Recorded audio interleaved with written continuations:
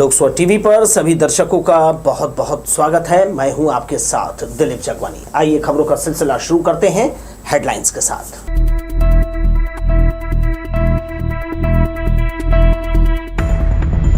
बिलासपुर को स्वच्छ बनाने में सहयोग करने वाले किए गए पुरस्कृत स्वच्छता पखवाड़ा का संकल्प के साथ किया समापन। छत्तीसगढ़ उच्च न्यायालय में राष्ट्रपिता महात्मा गांधी की प्रतिमा का अनावरण। मुख्य न्यायाधीश समेत सभी न्यायमूर्ति और अधिवक्ता समारोह में शामिल हुए। बारिश और महंगाई ने मूर्तियों का बढ़ाया दाम, समय पर ऑर्डर पूरा करने की बढ़ी चिंता। और अब चकरभाटा में की गई कार्यवाही, नागरिकों की शिकायत पर डीजे जब्त, संचालक को चेतावनी। हमारे न्यूज हेडलाइंस के प्रायोजक हैं doctor C V Raman university. Doctor C V Raman university, Kargi road, Kota, Bilaspur. हमारे न्यूज हेडलाइंस के सह प्रायोजक हैं Makhija test tube baby centre Bilaspur. हम आपके परिवार को पूरा करते हैं। Makhija test tube baby centre and प्रसूति गृह। खबरें देख लेते हैं विस्तार से। बिलासपुर को स्वच्छ रखने की मुहिम में योगदान देने वालों को प्रोत्साहित करने प्रशस्ति पत्र दिए गए। लखीराम ऑडिटोरियम में आयोजित स्वच्छता पखवाड़ा के समापन कार्यक्रम में शामिल महापौर और कलेक्टर ने कहा, स्वच्छता रैंकिंग में आगे बढ़ने सभी का सहयोग मिला है। अब सब मिलकर आने वाले समय में शहर को सुंदर बनाएंगे। स्वच्छता को बढ़ावा देने पखवाड़ा के दौरान कई तरह की गतिविधियां चलाई गई। इनमें चित्रकला, निबंध, स्लोगन के विजेताओं को महापौर रामशरण यादव और कलेक्टर संजीव कुमार झा ने सर्टिफिकेट प्रदान किया। स्वच्छता मित्रों, सफाई कर्मियों और स्वयंसेवी संगठन को उनके योगदान के लिए अतिथियों ने सम्मान दिया। सोमवार 2 अक्टूबर को यूथ वर्सेस गार्बेज स्लोगन के साथ स्वच्छता पखवाड़ा का समापन किया गया। यह कार्यक्रम लखीराम ऑडिटोरियम में आयोजित किया गया। मंच से कलेक्टर संजीव कुमार झा ने कहा, ये एक दिन का काम नहीं है, सतत प्रक्रिया से हम अपने वातावरण को बेहतर बना सकते हैं। पिछले कुछ सालों में लोगों की जागरूकता से बिलासपुर जिले को स्वच्छता की रैंकिंग में ऊंचा स्थान मिला है। आगे चलकर इसे और बेहतर बनाया जा सकता है। इस मौके पर महापौर रामशरण यादव ने सभी का आभार जताते हुए स्वच्छता की मुहिम में भागीदारी का संदेश दिया। कार्यक्रम में नगर निगम के सभी जोन कमिश्नर, अपर आयुक्त और नागरिक उपस्थित थे। कैमरामैन सतीश साहू के साथ दिलीप जगवानी, लोकसभा टीवी, बिलासपुर। जनता के बीच अपनी मजबूत पकड़ बनाने के लिए कांग्रेस ने 2 अक्टूबर को भरोसा यात्रा निकाली। प्रदेश के सभी 90 विधानसभा क्षेत्रों में यात्रा निकालकर पार्टी नेताओं और कार्यकर्ताओं ने भूपेश सरकार की उपलब्धियां गिनाई। बिलासपुर विधानसभा में पंडित देवकीनंदन चौक से यात्रा की अगुवाई शहर अध्यक्ष विजय पांडे और विधायक शैलेश पांडे ने की। छत्तीसगढ़ में कांग्रेस ने बीजेपी की परिवर्तन यात्रा का जवाब देने के लिए 1 दिवसीय भरोसा यात्रा का आयोजन किया। पैदल के अलावा सभी ब्लॉक में पहुंचने नेता कार्यकर्ता मोटरसाइकिल और अन्य वाहनों से रवाना हुए। उत्साह से भरे कांग्रेस जनों ने कहा, भूपेश सरकार ने योजनाओं के जरिए छत्तीसगढ़ वासियों का आर्थिक सामाजिक उत्थान किया है। सिर्फ 5 सालों में वो कर दिखाया जो 15 सालों में बीजेपी ने छत्तीसगढ़ के लिए नहीं किया। यही कारण है कि कांग्रेस सरकार पर जनता का भरोसा बढ़ा है। पूरी भागीदारी है और महिलाएं चाहती हैं कि जैसे आज छत्तीसगढ़ में महिलाएं सुखी हैं, संपन्न हैं और उनको रोजगार का अवसर मिला है, ऐसे ही पूरे देश में माहौल बने और पूरे देश की महिलाएं ऐसे ही समृद्ध होती चलें। हम चाहते हैं कि पूरे देश में अब कांग्रेस की सरकार आनी चाहिए और ये झूठों की सरकार अब यहाँ से जानी चाहिए। इस बार विधानसभा चुनाव में भी भरपूर यहाँ की जनता का समर्थन मिलेगा, हम इससे बिल्कुल आश्वस्त हैं और जो हमारी सरकार यहाँ काम कर रही है उससे पूरे छत्तीसगढ़ की जनता बहुत खुश है। इधर बीजेपी में टिकट वितरण को लेकर अंदरूनी द्वंद्व चल रहा है। इस बीच सोमवार को जिले के प्रभारी और पार्टी के राष्ट्रीय उपाध्यक्ष विजयंत जय पांडा बिलासपुर पहुंचे। प्रत्याशियों के नाम पर फैसले को लेकर उनका आगमन महत्वपूर्ण है। बिलासपुर के सभी 6 विधानसभा सीटों पर प्रत्याशियों का नाम तय करना भारतीय जनता पार्टी के लिए महज वक्त की बात रह गया है। दावेदारों को मनाने और किसी एक नाम पर सहमति बनाने कवायद की जा रही है। इस लिहाज से जिले के प्रभारी और भारतीय जनता पार्टी के प्रदेश उपाध्यक्ष विजयंत जय पांडा बिलासपुर पहुंचे और आते ही उन्होंने अपना काम शुरू किया। छत्तीसगढ़ भवन के बंद कमरे में उन्होंने जिलाध्यक्ष समेत चुनावी गतिविधियों में अहम भूमिका अदा करने वाले पार्टी नेताओं से मुलाकात कर दावेदारों के संबंध में चर्चा की। मीडिया से बचने का प्रयास करते हुए उन्होंने कहा, प्रधानमंत्री नरेंद्र मोदी के कार्यों की चर्चा पूरे विश्व में हो रही है। इसके बाद वे सीधे छत्तीसगढ़ में आए और कहा, यहां बीजेपी सरकार बनाएगी, इसके लिए बहुत ही अच्छी तरह से चुनाव लड़ेंगे। मैं विधानसभा के स्थितियों पर डिटेल में नहीं जाऊंगा। आज केवल इतना कहूंगा कि अभी हमारे आदरणीय प्रधानमंत्री नरेंद्र मोदी जी की रैली हुई है, बहुत ही उत्साह रहा और मोदी जी देश को जिस तरह की तरक्की दिखा रहे हैं, विकास संभव कर रहे हैं, ये केवल भारत में नहीं पूरी दुनिया में इसकी चर्चा हो रही है। हमारा पूरा विश्वास है कि छत्तीसगढ़ में हम बहुत ही अच्छा करेंगे इस चुनाव में और सरकार बनाएंगे। बिलासपुर में 6 विधानसभा जो हैं सभी में हम बहुत ही अच्छा लड़ेंगे, बहुत ही अच्छा करेंगे।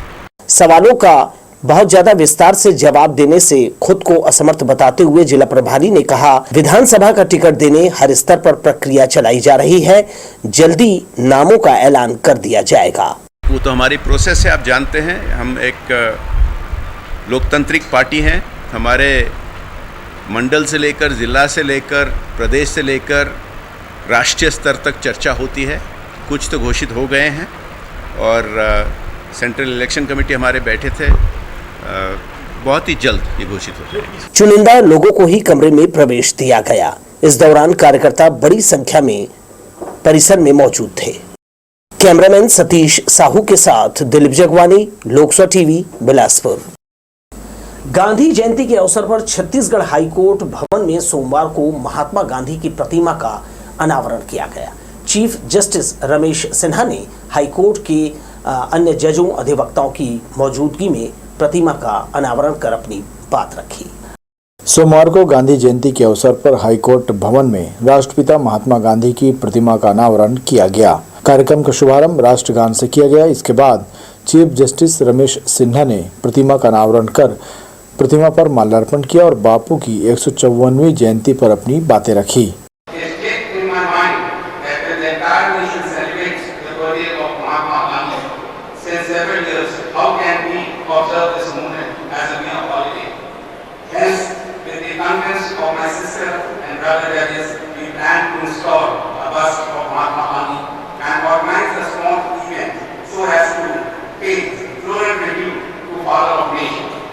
Today, on the celebration of 154th birth anniversary of Mahatma Gandhi, it's a great pleasure, honor and privilege for me to unveil the bust of Mahatma Gandhi in the premises of our prestigious High Court. इस मौके पर Chhattisgarh high court के अन्य जजों ने भी राष्ट्रपिता महात्मा गांधी के बारे में अपना उद्बोधन दिया। हाईकोर्ट बार एसोसिएशन के अध्यक्ष अब्दुल वहाब खान ने अपने भाषण में हाईकोर्ट के चीफ जस्टिस से संविधान निर्माता बाबा भीमराव अंबेडकर की प्रतिमा भी यहां लगाने की मांग की। एजी सतीश वर्मा ने भी इस मौके पर राष्ट्रपिता महात्मा गांधी को लेकर अपने विचार व्यक्त किए।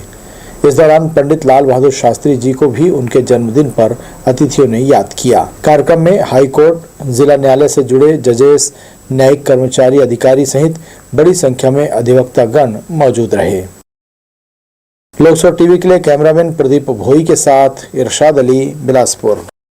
अहिंसा के पुजारी महात्मा गांधी और सादगी के प्रतीक पूर्व प्रधानमंत्री लाल बहादुर शास्त्री की संयुक्त जयंती मनाई गई।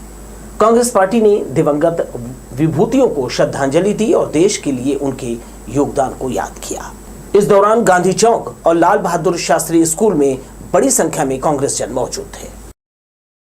हमारे बीच वो नहीं है, परंतु उनके विचार पूरी दुनिया में जिंदा हैं। वो ऐसे व्यक्ति थे जिन्होंने बिना शस्त्र के क्रांति, सत्य और अहिंसा के हथियार के द्वारा सुसज्जित करके किस तरीके से सत्याग्रह आंदोलन किया जा सकता है, सत्य और अहिंसा के द्वारा इसको प्रमाणित किया।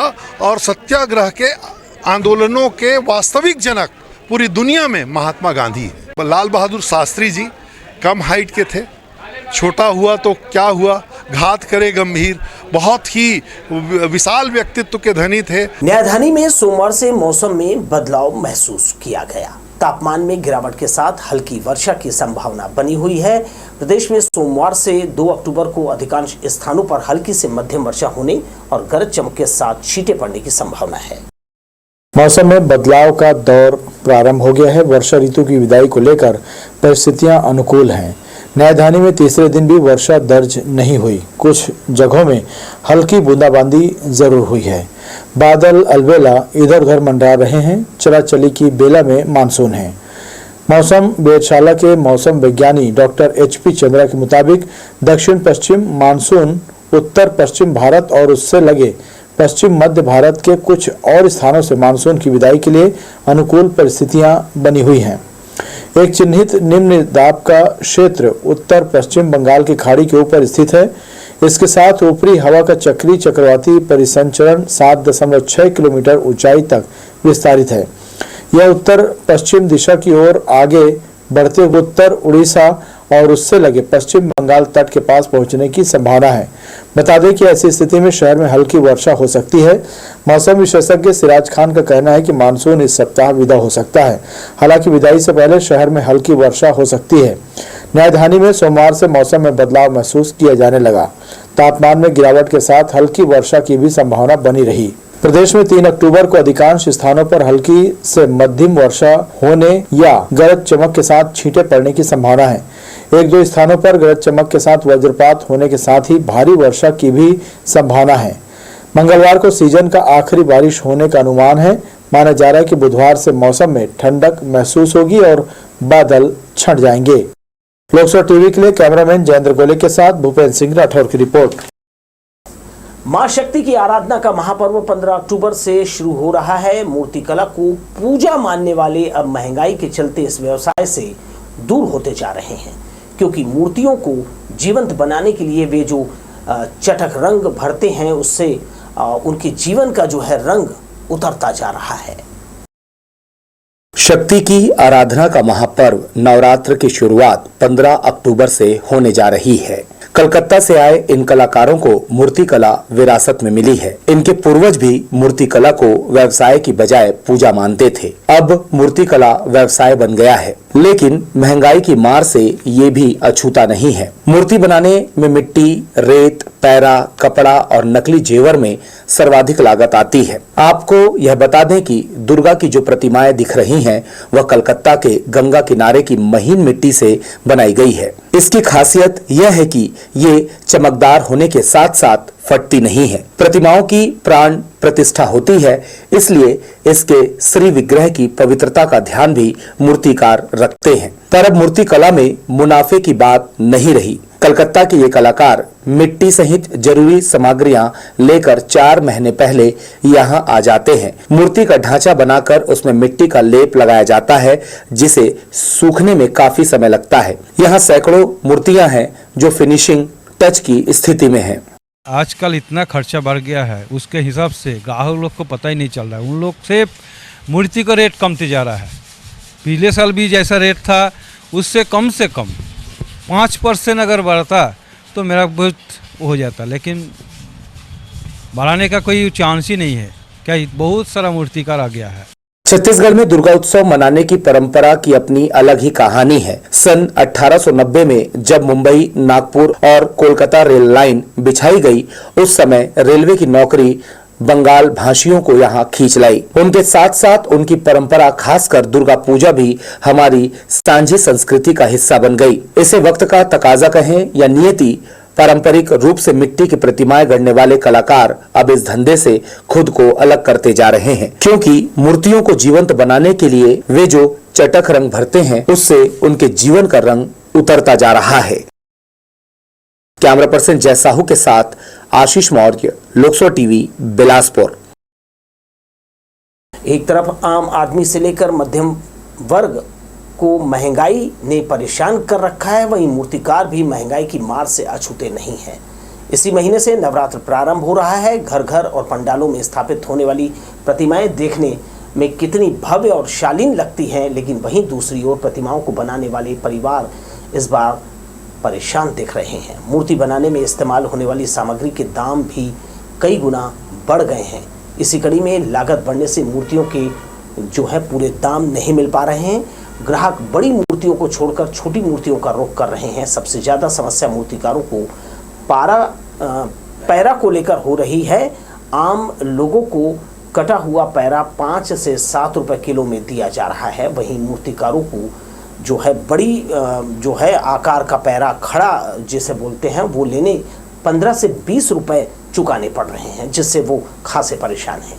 यही नहीं, मूर्तिकारों को बारिश से दिक्कत हो रही है। बारिश की वजह से हवा जो चल रही है जो है नमी बनी हुई है, जिससे मूर्तियां पूरी तरह से सूख नहीं पाई है। ऐसे में जो है इसका ऑर्डर लेने वाले जो कारीगर हैं वो समय पर जो है इसकी डिलीवरी जो है ऑर्डर पूरा करने को लेकर भी चिंतित है। अपने पास 15-20 हज़ार से ज़्यादा की मूर्तियाँ नहीं बनाए हैं। अपन छोटी छोटी मूर्तियाँ हैं 6-6 फीट 7 फीट की। बड़ी मूर्तियाँ नहीं ली हैं इसलिए कि मौसम सही नहीं है। रेलवे ने फिर 5 ट्रेनों को रद्द कर दिया है। चक्रधरपुर रेल मंडल के राउरकेला स्टेशन यार्ड के आधुनिकीकरण और तीसरी चौथी लाइन पर काम चल रहा है। ये गाड़ियां 2 से 14 अक्टूबर तक अलग अलग तारीखों पर नहीं चलेंगी। इससे पहले भी 37 ट्रेनें कैंसिल हो चुकी हैं। पिछले 3 महीनों से लगातार हर सप्ताह 75 से अधिक गाड़ियों को जो है वो रद्द करने का सिलसिला जारी है, जिसके कारण ट्रेन से सफ़र करने वाले यात्रियों को परेशानी का सामना करना पड़ रहा है। वहीं ट्रेन रद्द होने के चलते रेलवे को भी आर्थिक नुकसान हो रहा है। विकास कार्य के बहाने रेल प्रशासन ट्रेनों को लगातार रद्द कर रहा है। 2, 4, 9 और 11 अक्टूबर को पटना से चलाई जाने वाली पटना सिकंदराबाद और 4 और 11 अक्टूबर को हैदराबाद से चलने वाली हैदराबाद पटना स्पेशल ट्रेन रद्द रहेगी। 6 और 13 अक्टूबर को सिकंदराबाद से चलाई जाने वाली सिकंदराबाद पटना स्पेशल रद्द रहेगी। इसी तरह 3 और 10 अक्टूबर को रक्सौल से चलाई जाने वाली रक्सौल हैदराबाद स्पेशल जो है रद्द रहेगी। 7 और 14 अक्टूबर को हैदराबाद से चलाई जाने वाली हैदराबाद दरभंगा स्पेशल भी रद्द रहेगी। आइए एक नजर फिर से डालते हैं हेडलाइंस पर।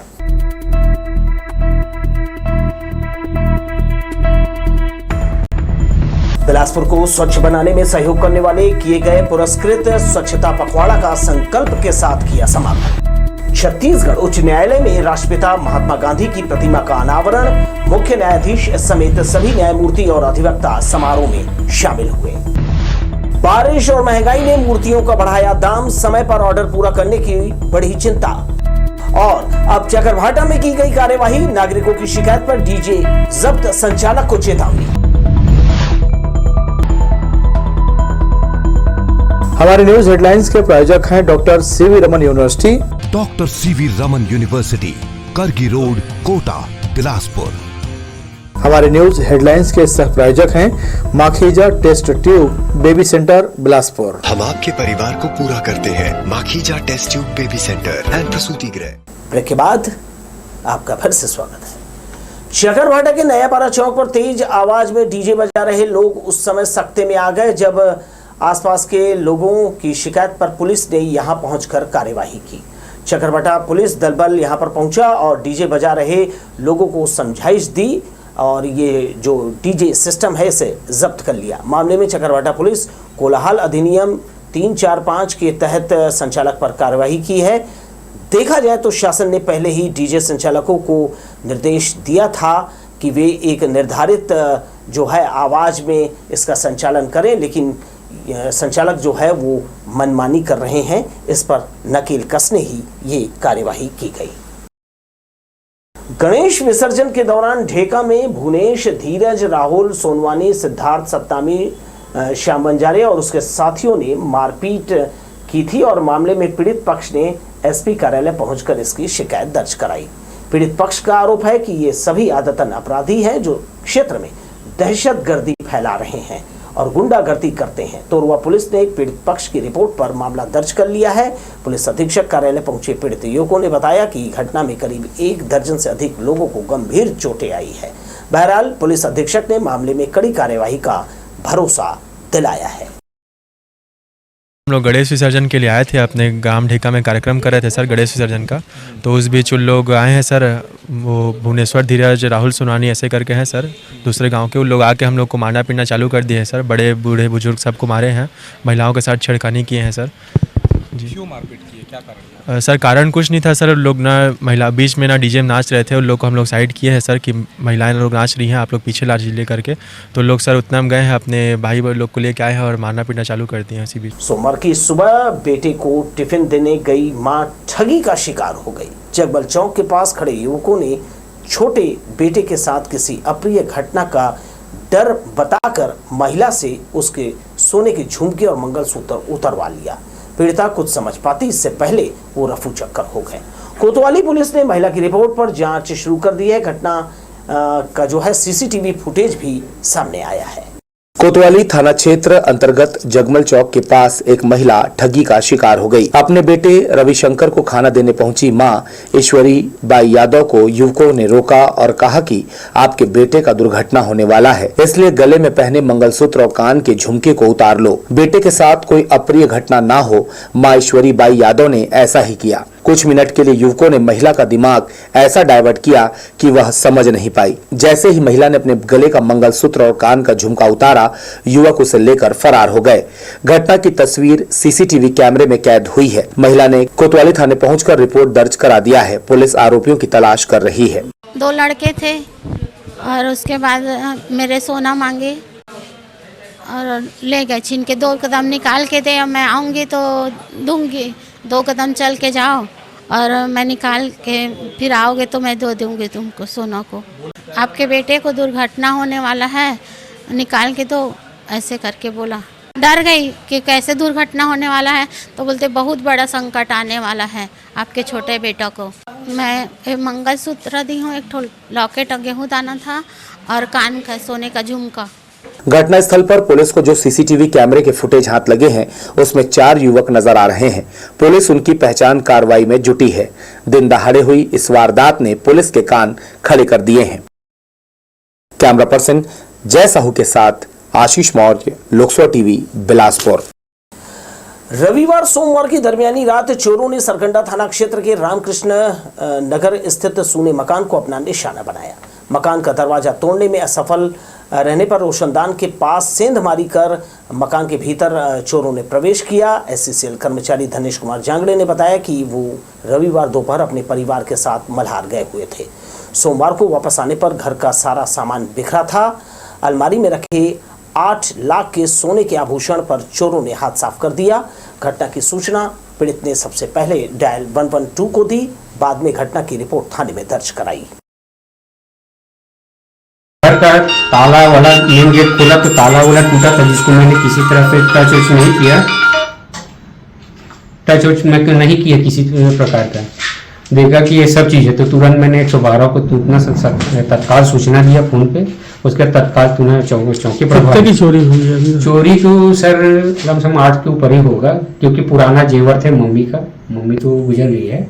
चलती ट्रेन में चढ़ने की गलती किस कदर घातक साबित हो सकती है, इसका एक उदाहरण जो है बिलासपुर रेलवे स्टेशन पर देखने को मिला था।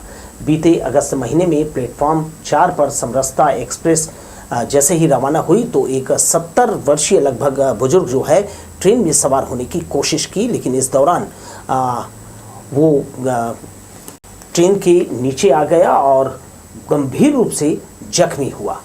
जीआरपी ने उसे तत्काल अस्पताल में भर्ती कराया। इस दौरान उसके परिजनों की तलाश की गई, फोटो भी जारी किया गया, लेकिन उनका कोई पता नहीं चला। सिम्स में इलाज के दौरान उसने दम तोड़ दिया। इसके बाद भी परिजनों की कोई जानकारी नहीं मिली। मेमो प्राप्त होने के बाद जीआरपी थाना बिलासपुर में जो है मर्ग कायम कर लिया गया और मृतक का जो है कफन दफन किया गया। चपेट में एक गंभीर रूप से घायल 70 वर्षीय बुजुर्ग का उपचार हेतु 18/8/23 को सिविल अस्पताल में भर्ती कराया गया था स्टाफ द्वारा, जो उपचार दौरान फौत हो गया है। तो उसको हम लोग अज्ञात करके पीएम करा के कफन दफन करा दिए हैं। उसका वारिसान पतासाजी किया जा रहा है, अभी तक कोई पता नहीं चल रहा है। इसके साथ ही दर्शकों, मुझे आप दीजिए विदा और तैयारी कीजिए माता रानी के आगमन की, क्योंकि नवरात्रा बहुत नजदीक है। इसकी तैयारियां बिलासपुर में शुरू हो गई हैं। भव्य पंडाल जो है धीरे धीरे अब आकार लेंगे और हम सभी मिलकर नवरात्रि पर्व मनाएंगे। इसके साथ ही मुझे दीजिए विदा और आप देखते रहिए लोकस्वर टीवी। नमस्कार।